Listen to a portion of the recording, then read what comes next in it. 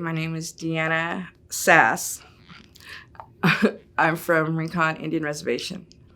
When you first discovered you had blood sugar issues, like not exactly diabetes, right? Because you had pre-diabetes for like how describe that? I think that was back probably in 2004, and that was my last pregnancy, and it kind of just after that, after my pregnancy, and that I was told my sugars would go slightly elevated, just like maybe 120 at the most, and then I was told basically.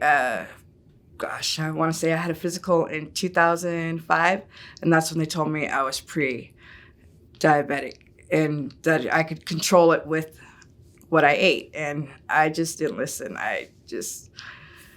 It wasn't, I don't know, I guess I didn't take it serious enough because I knew what I needed to do, but I just didn't do it.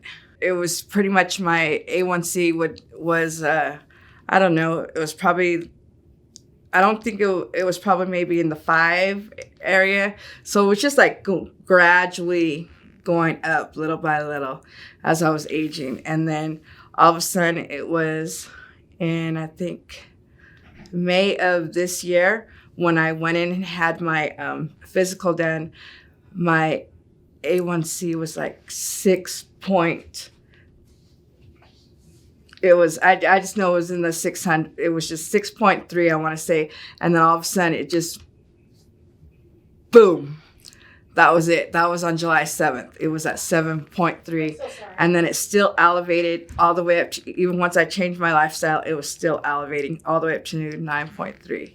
And then and I was already trying to control my diet by then. And it was just, I was told that sometimes it'll still go up, even though you're changing your habits, it can still go up. And so now I get my next one done next month. So. And when you saw 9.3, what was going through your head at that time? Kidney failure.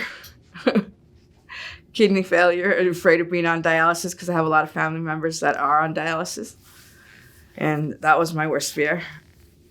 And was that the turning point? Describe the turning point. The turning point was when I was told I was type 2 diabetes, when I was in the emergency room, and I went to because my boyfriend had found the blood sugar monitor, and he took he did his was fine, and so I poked myself, I did mine, and it read like 560 something, and I was like, no way. And so we went down to the fire department, and we had them test me, and all it said was high. It didn't even register, it just said high, and they took me by ambulance, and that was the scariest moment of my life, knowing that you go to sleep and not wake up. And that's when you know you're high, is when the meter says high, it doesn't even ring. It doesn't even say a number, right? Exactly. Right. So what did you do after seeing that high, right? What was the next thing that you did? I stopped eating. I immediately stopped drinking soda, eating sugar, any foods with sugar that I knew. I didn't stop eating carbs because I was still learning everything, but I stopped eating all sugars immediately, and basically drinking water. So I was skipping meals and going without because I was so afraid, because my sugar was so out of whack. It was up and down. I couldn't get a reading below 200 for over a good month. What type of services did you seek after that? Nutrition. I came down and scheduled an appointment with you, and that was the first step, was make an appointment with you. And even then, even after I met with you the first time, I was still so overwhelmed. Say Gina. Gina, with Gina. I feel like I'm someone else.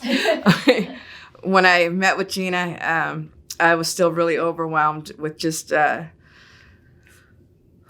knowing what I could and can eat, and then knowing the fact, my thought was, I'm gonna have to give up the flavor of everything. Nothing's gonna taste good. And it's not like that. Everything does taste good. It's just a matter of, it's just everything that IHC and you, Gina, have provided, and Andy. It's just, I can't thank you guys enough. I love the weight loss program. I just had to be the one to put in the work and make that first phone call and do everything and start making myself do it. You put in the work. Yeah. And it paid off. But what I'm learning now is it's not a quick fix.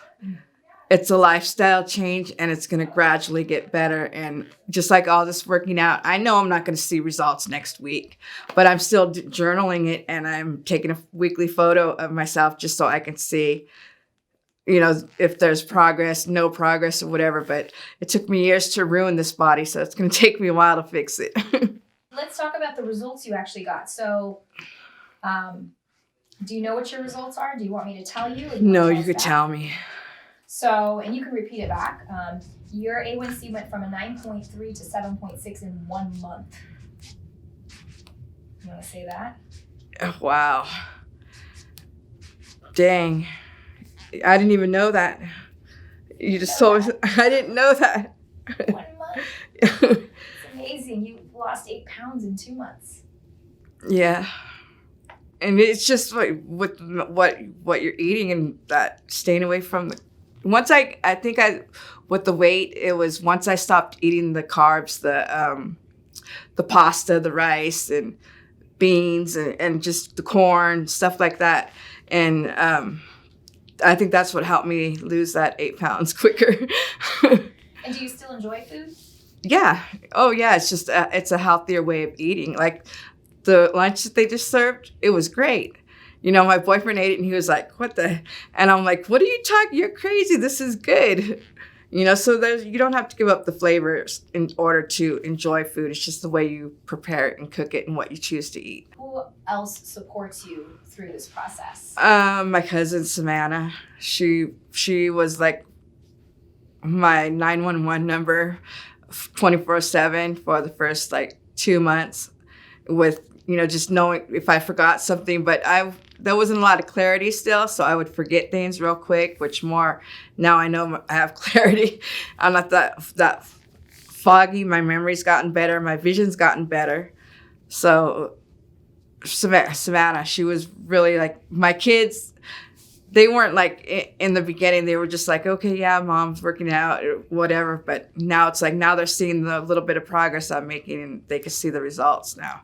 So well, let's talk about the results, right? Other than the pounds and the A1C, those are huge, but what other things are starting to change for you? I can breathe. I have less asthma attacks. I can actually walk without, yeah, I think I've only had maybe 2 or 3 asthma attacks. What did you have before? I was having sometimes I would have them 2-3 times a week. So I to the point where I carried my inhaler in my purse. And I don't think I've given myself a breathing treatment. It's been over 2 months. How does that feel? It feels good and feels good. Even when I work out and start walking, it feels good not to break a sweat immediately. It's like I have to work up into it. I wear one of those waistband things now to make myself sweat. If you wouldn't have changed anything and decided to go in the direction that you were going, where do you think you would be right now? Probably still depressed, sluggish on my couch, miserable, angry, and really just... Can you say that again with the, if I didn't change anything? If I didn't change anything, probably depressed, at home, miserable, irritated, and just mad at the world. That's the kind of attitude I had, and I really... Was it last week? Last week in front of my daughter, I said, look what I can do. And I leaned forward, I bent forward, and I touched my toes. And my daughter was like, I can't even do that. How long has it been? Probably over a good 20 years. Since I could touch your toes for 20 touched my, yes. Because I'm pretty much dedicated to it. I mean, working out's addicting. It's like getting a tattoo for the first time. You want to get another one, that's what working out's like. And do you have any lasting words or advice if you were talking to yourself, let's say 6 months ago, a year ago, whoever it is, what would you say to them? If I can do it, I think anybody can do it. It's just a matter of you've got to take the time for yourself and put everything else, put your kids aside, your husband aside, your family. Because I've always put my family, my kids, and everybody else first before myself. And it's learning to put myself first. Like, no, I tell my kids, no, don't bother me. I'm not running no errands, nothing with you for you. I can't help you. Not until I work out. Until I work out, then my day begins.